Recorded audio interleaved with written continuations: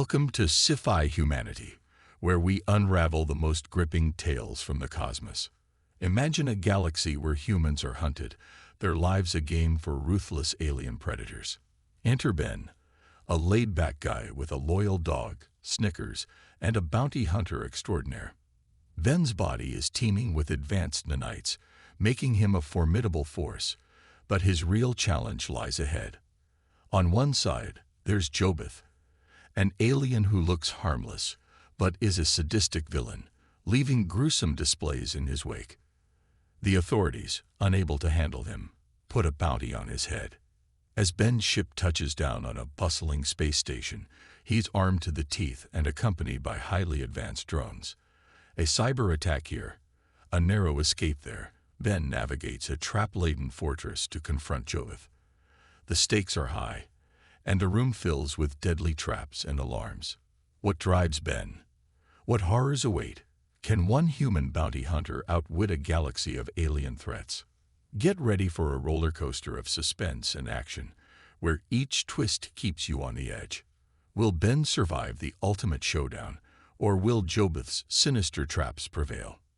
Stay tuned, because you won't want to miss a second of this epic tale. Ben was an easygoing guy with a dog named Snickers and efficient bounty hunter who had more nanites in his body than most aliens in the Union had total mass. He was both nervous and excited about the progress of PRD, ate a fair bit more than a normal person, and had a larger than usual hydroponics and meat growing system on his ship than typical for a one-person ship. He tried to minimize collateral damage and rather liked Lamb Jobeth, on the other hand, was shaped roughly like an anthropomorphic squirrel with a less bushy tail. He looked like the epitome of innocence, but was a toed fairy tale villain.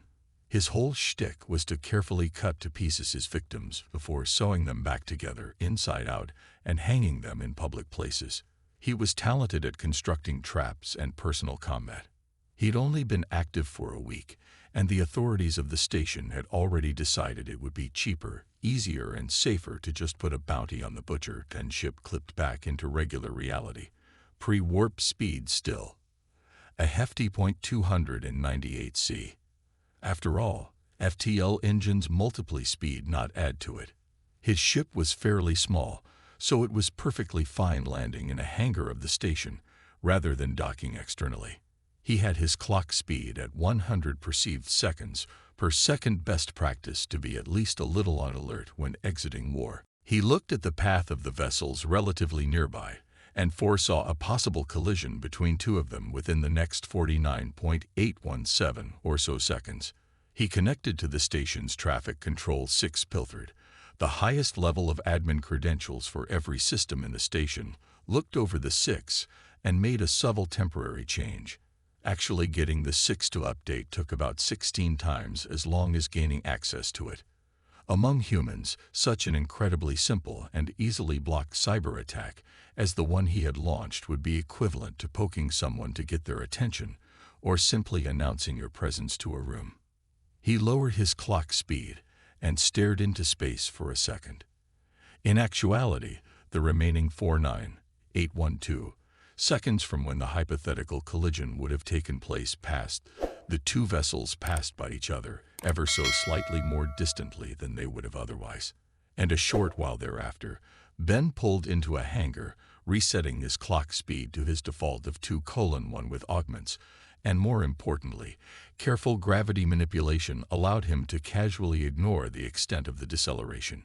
He didn't extend the landing pads, instead leaving them flush with the rest of the bottom of the craft. If he were to try to put the weight of the ship and the local gravity onto the station over an area of only the landing pads, he would cause a not insignificant amount of damage. Instead, he simply laid the entire bottom of the ship on the floor. He exited his ship in his light recon armor rifle, magnetically attached to his back pistol to a hip, rather large knife to the other. He hadn't had the opportunity or excuse to use his heavier equipment for a while now, largely because the Union built everything so damn flimsy. The flimsy, barely armor would protect him from otherwise lethal levels of high-energy radiation gas attacks and what the Union considered anti-shuttlecraft weaponry, as well as further enhancing his strength and speed. His dog stayed on his ship. Instead, following him were 4 highly modular drones. He had the standard cerebellum enhancements and could control the drones just as well as he could control his forearms. In this case, the drones were equipped for the 0.8G moderately dense atmosphere environment of a Union station.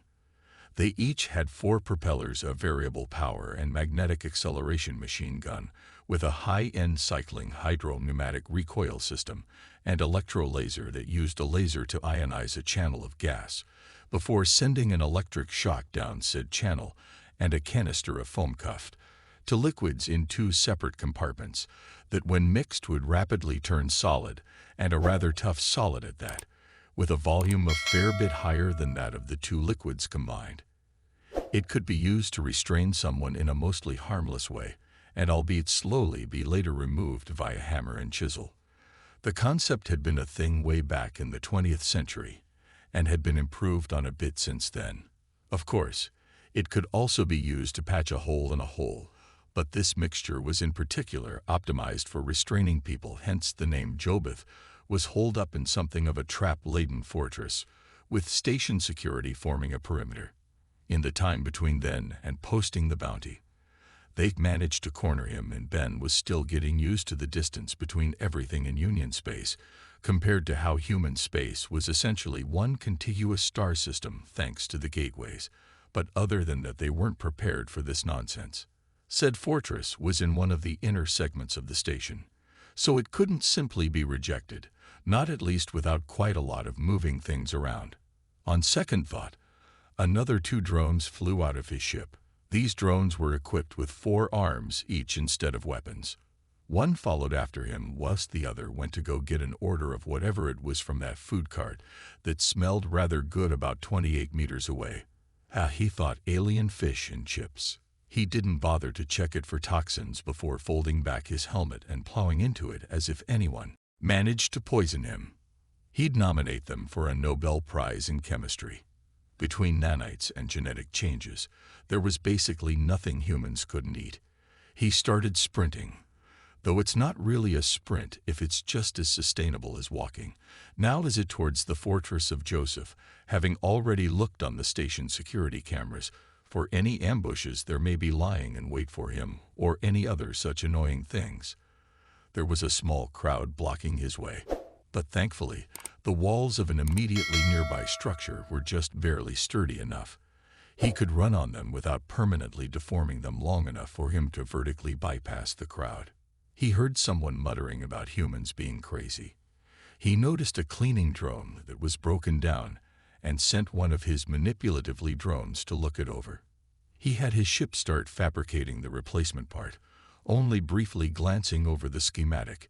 It's always possible that the metadata of it included altering the schema to build a nuke, if used at the exact right time, or something like that.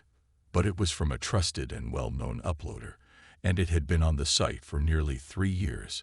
The odds of nobody noticing something off about it by then, if there was anything to notice, was basically 0. His ship's fabricator was only 20 meters across.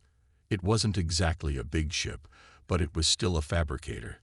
The arms and the knights could manufacture more or less anything so long as the raw resources were available, even as unrefined or melted together clumps of blown-up ships, even if they had to build facilities to build the final product. He set another drone inside his ship to repair the cleaning drone when the part was ready and put the issue out of his mind, not that long later. It wasn't a very large station after all, and he was coming up on the perimeter when a station security guard tried to stop him for all of 2 seconds before he metaphorically bludgeoned their tablet with his bounty hunting license, personal armament license, spacecraft armament license, limited commandeering license, and several others. He set his clock speed to 10:1 2.6:1 was more or less the safe limit for permanent use, but 10:1 was just fine so long as it wasn't used for more than, say, 15 minutes at a time. He stepped past the perimeter and was immediately under attack by 3 rocket launchers. Charming, he snapped in his head. Is that any way to treat your guest? 3 drones fired a single round, and 3 explosions followed the rockets, having barely left their respective barrels. Lower yield than IDV figured. Stepping into the complex, he walked about 5 meters before placing a shake charge. Does he expect people to actually go through the hallways he set up? Seriously, he has a heartbeat. It's dead obvious we're in this place. He is why the hell hasn't the station security dealt with this clown yet? He walked back 10 meters, and the charge detonated. The resulting hole was rather large. Are you insane? Why do you rig up a sound system? Possibly, though, if I am, that's kind of pot calling the kettle black in it. What's your point? Who uses explosives that large at that proximity, Job? If his voice had a nervous chittering undercurrent. I take it you've not met many humans. It was several more explosives later that he was getting close enough for his armor to pick up on Jobeth's fear pheromones. You know, you smell kinda like mint when you're scared. I don't particularly care for mint ice cream. I prefer Dutch chocolate flavor. What's your favorite ice cream? Pretty sure the stuff's biocompatible with your species. Pistachio. Now leave, you crazy donkey. I have hostages. And no, you don't. Only one heartbeat in this place. Sure, you could have a human hostage someone else with a continuous flow heart and lungs, except your voice isn't bouncing off of anyone in the room you're in. You need to be bothered with the speakers. You know, all they're doing is making clear that the sound from them isn't bouncing off of anyone in any other room. In here, this armor is pretty thin, but it has good sensors built into it. George was silent for a moment whilst Ben placed another charge, only another 2, and he beat to him. You won't take me alive. This time the speakers were off. You're only worth a bit more brought back alive than dead. If you want to die now, fine. I'll just bring back your head or something. Ben contemplated for a second. You know, you're much calmer than the last fellow I dealt with. A whip-whack resounded throughout the complex. Ben stepped over the threshold, his drones flanking him, guns at the ready. The room was dark, save for the faint glow of emergency lights casting eerie shadows on the walls. George had stood in the center, a twisted grin on his face, holding a long, serrated blade. The room smelled of antiseptic and fear. Last chance, joy with surrender, and I'll ensure you're handed over to the authorities in one piece, Ben said, his voice steady and cold. George laughed, a high-pitched, almost manic sound. Do you really think you can take me down, human? I've killed dozens of your kind. Ben shrugged. I've taken down worse than you. Without warning. George lunged forward, his blade aimed at Ben's chest. Ben sidestepped effortlessly, his recon armor enhancing his reflexes. He delivered a swift kick to Georgia with his side, sending the alien crashing into a table filled with surgical tools. Is that all you've got? Ben taunted, his drones hovering menacingly. Jobeth snarled, scrambling to his feet. He pressed a button on his wrist, and the room was suddenly filled with a deafening alarm. The walls started to shift, panels sliding to reveal hidden compartments filled with deadly traps. Ben's drones immediately went into action, firing at the traps and disarming them before they could activate. Ben himself advanced on George with his movements of blur. He delivered a series of punches and kicks, each blow landing with precision. Jove tried to fight back, but it was clear he was no match for the enhanced human. Ben's drones provided cover, their weapons keeping any remaining traps at bay. Within minutes, George was on the ground, his blade knocked away, and his body battered and bruised. You're done, Ben said, breathing heavily. He cuffed your berth with a set of restraints designed specifically for the alien species. As he dragged Jarvis out of the fortress, station security personnel finally arrived, their weapons drawn. They looked at Ben with a mixture of awe and fear. Take him to the brig, Ben ordered, handing Jobeth over, and next time try to handle your own problems. The security personnel nodded to stand to speak. Back on his ship, Ben debriefed with Snickers, the dog lounging lazily on the couch. He reviewed the mission's success, analyzing every detail to improve his tactics for the next bounty. He knew there would always be another one. He fed Snickers, the dog wagging his tail happily. The chip's eye chimed in, informing Ben of a new bounty posted on the Union network. He glanced at the details, noting the location and the target. "Looks like we're headed to the outer rim," he said to Snickers. The dog barked in response, ready for the next adventure. Ben set the ship's course, the engines humming to life. He leaned back in his chair, thinking about the encounter with Jarvis. It was just another job, another day in the life of a bounty hunter. But he couldn't shake the feeling that something bigger was on the horizon, something that would test his skills and his resolve like never before. As the ship entered Warp Bend, closed his eyes, allowing himself a moment of rest. He knew he would need it for what lay ahead. Nowadays, after Ben awoke to the sound of the ship's alarm, he jumped out of his chair, quickly assessing the situation. The ship's AI informed him of an unauthorized access attempt at the Union Central Database. Ben's eyes narrowed. This was no ordinary bounty. He connected to the Union network, bypassing security protocols with ease. The data he uncovered sent chills down his spine. A new faction was rising, one with advanced technology and a ruthless agenda. They were targeting key figures within the Union, and their next target was a high-ranking official on a remote planet. Ben knew he couldn't do this alone. He sent out a distress signal to other bounty hunters, rallying them for the mission ahead. He would need every bit of help he could get to take down this new threat. As the ship sped towards its destination, Ben prepared for the battle to come. He upgraded his drones, ensuring they were ready for combat. He trained rigorously, pushing his body and mind to their limits. The final confrontation was inevitable, and Ben was determined to emerge victorious.